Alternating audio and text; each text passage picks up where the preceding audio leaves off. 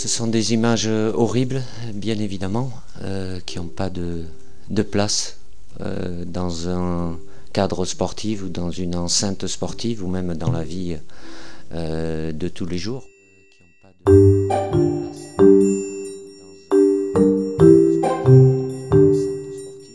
Malheureusement, la sphère sportive, et en particulier le football, qui est un sport très populaire, il est le reflet de notre société.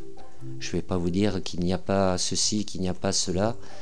On retrouve exactement les mêmes problèmes qu'on peut avoir dans la société, avec évidemment en plus une résonance médiatique en ce qui concerne le football, qui a un impact beaucoup plus important.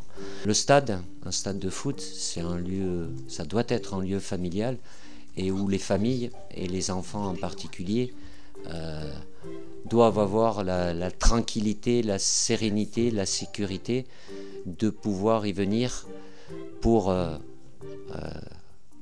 voir un spectacle. Quand ça arrive avec, je vous le répète, un impact médiatique aussi important qu'un match du dimanche soir entre deux équipes prestigieuses du championnat de France, ben forcément ça prend beaucoup de place. Alors, je ne sais pas pour minimiser ce qui s'est passé, c'est inacceptable et faire en sorte que ça n'arrive plus.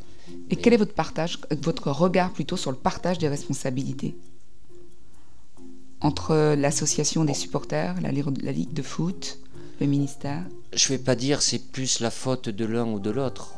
Tous, ces domaines-là doivent réunir leurs forces pour faire en sorte que ça n'arrive plus. Ça passe par quoi?